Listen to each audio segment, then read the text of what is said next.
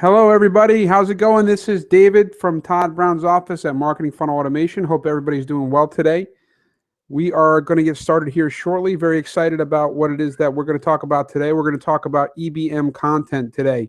And for those of you who don't know what that is, that stands for Educational Based Marketing. We're going to talk about why EBM content is so important in your marketing. So we're going to get started here in just a bit.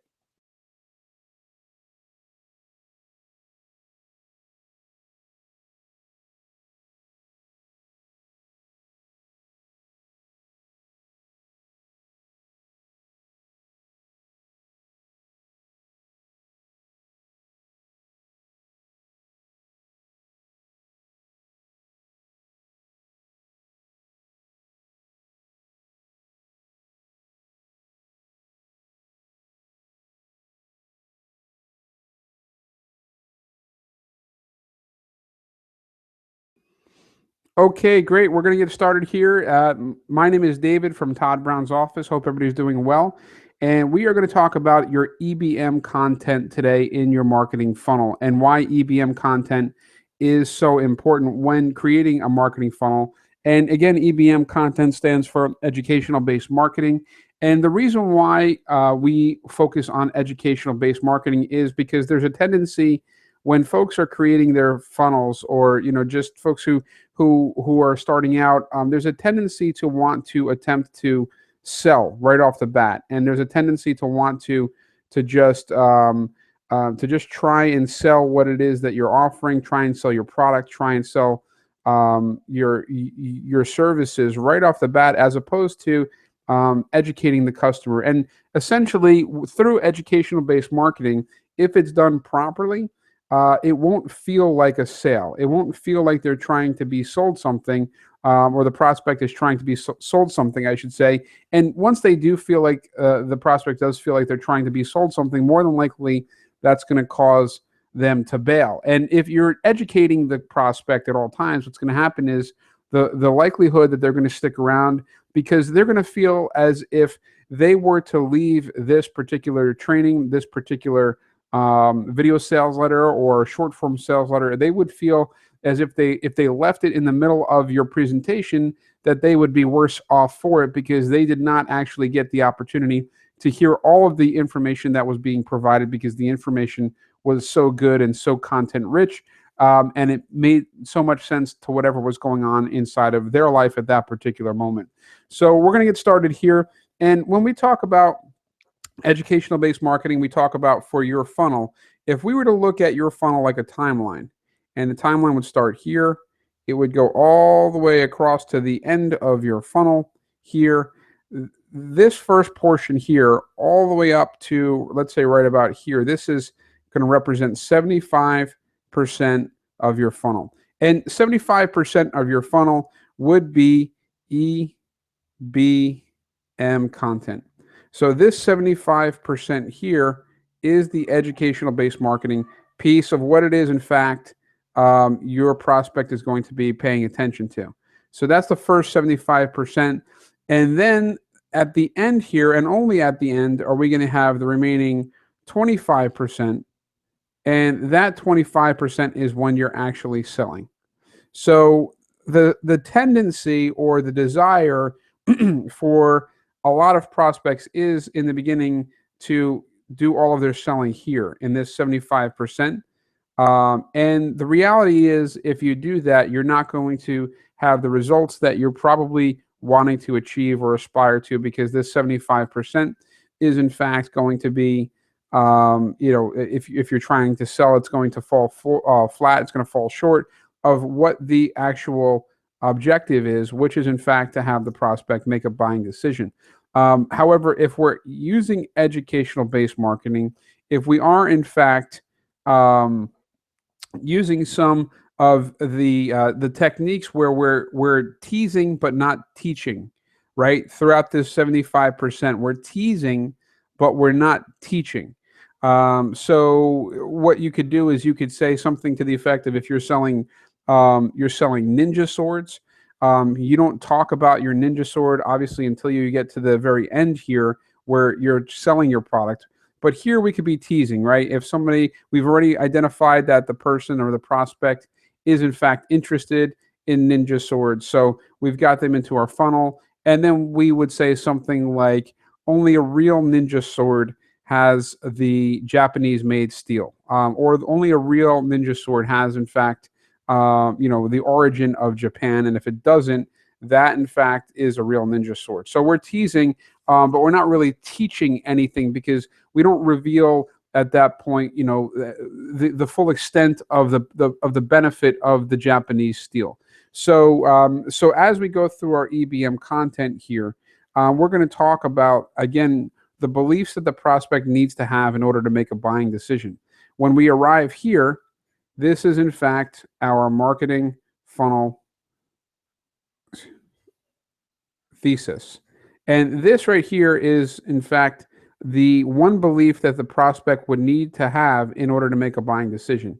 And you need to arrive at the marketing funnel thesis just prior to getting to the position of selling. So again, if we were to look at the level of, I wouldn't say level of importance, but priority as far as what in fact causes somebody to make a buying decision throughout the course of the funnel, it first starts with your list, then your offer, and then your copy.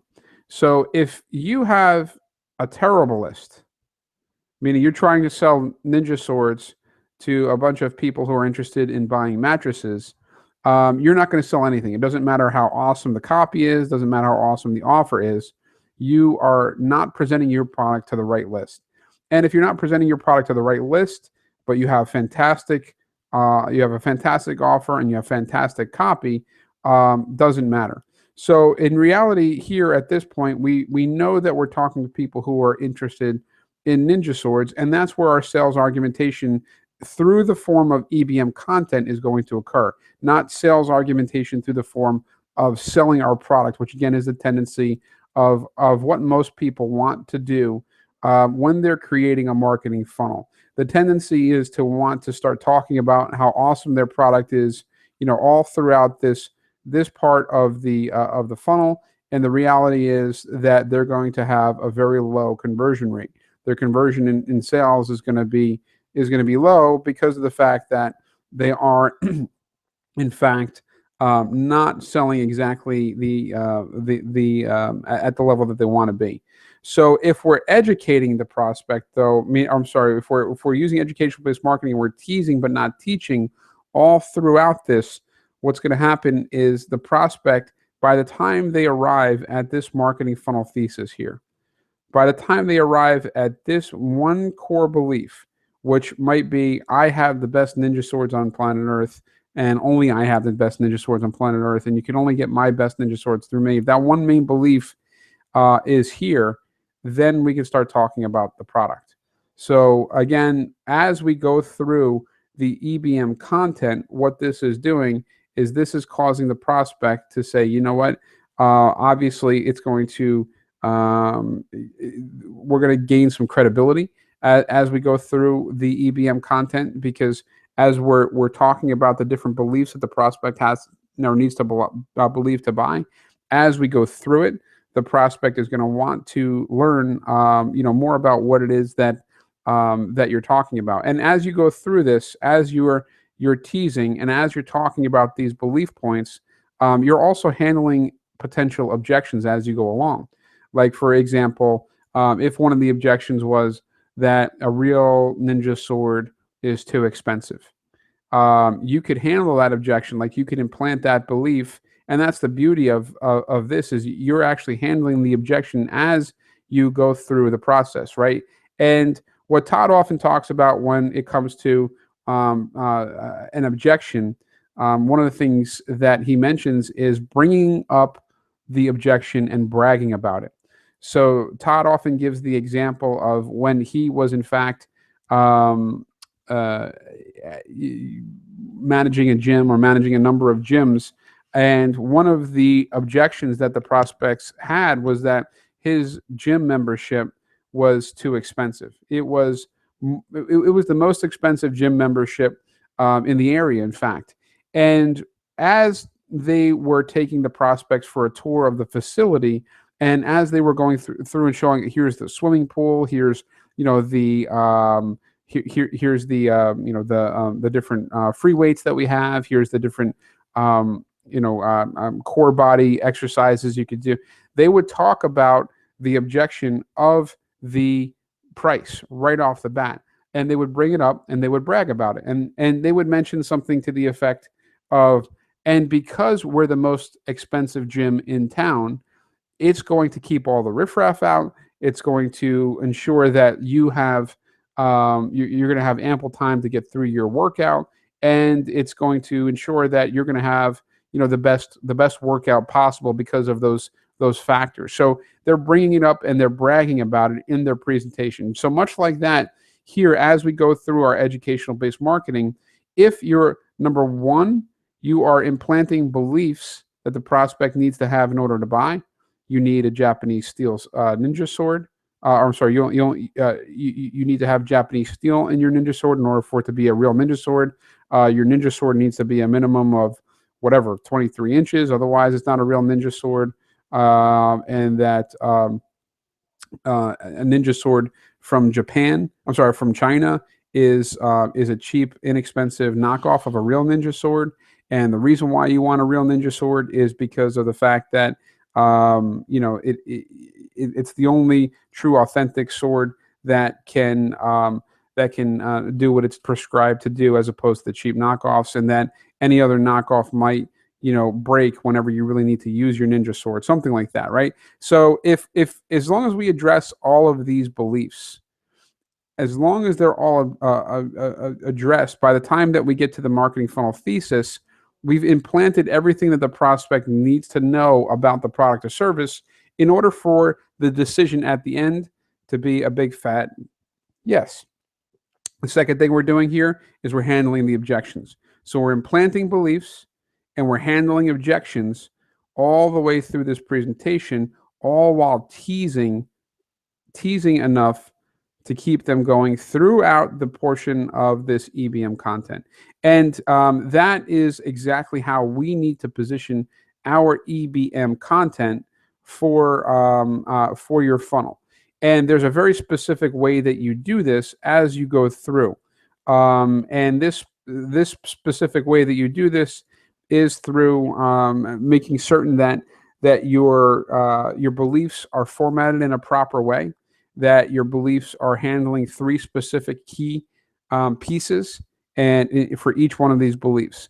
And if it's formatted in that way properly, by the time they get to the marketing funnel thesis, you position that a particular way. And then once you position it that way, then you begin to start to talk about your product.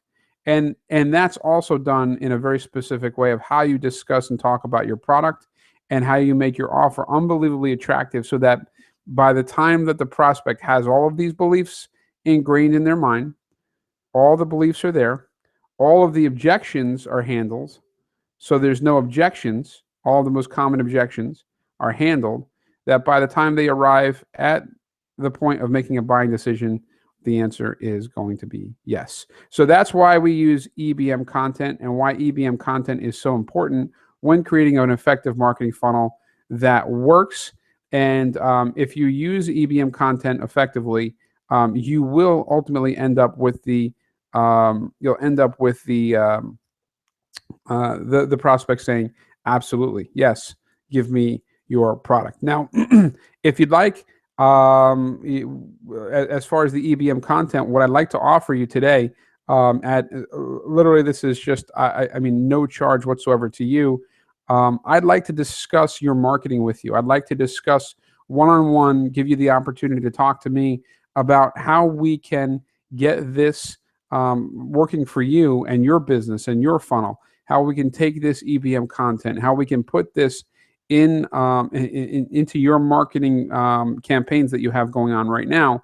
And once we do that, it's almost like a lot of times like a light bulb will switch on, and we can just make 1 or 2 tweaks, and that's when things start to change, and especially in marketing campaigns.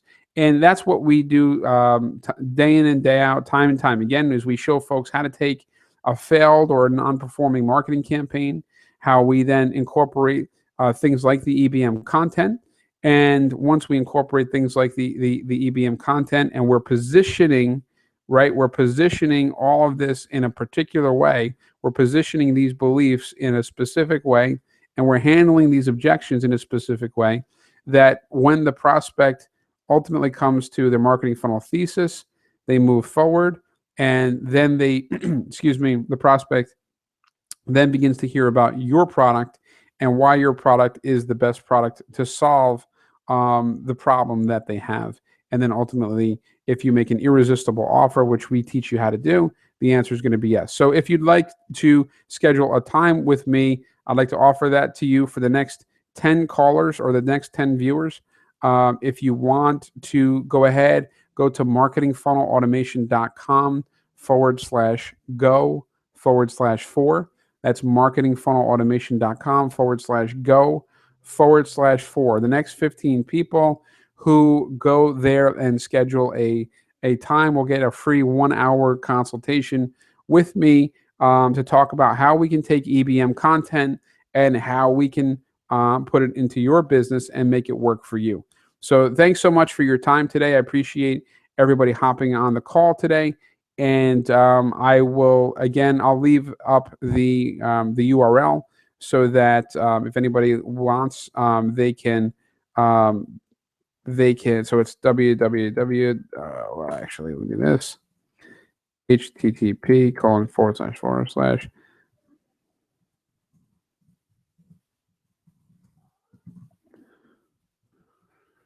there is my the URL that gives you access to my calendar to schedule an appointment with me, and I'd be happy to talk to you about your business and how we can help you take your business to the next level. Thanks so much for joining me, everybody, and we will talk again soon. Thanks so much.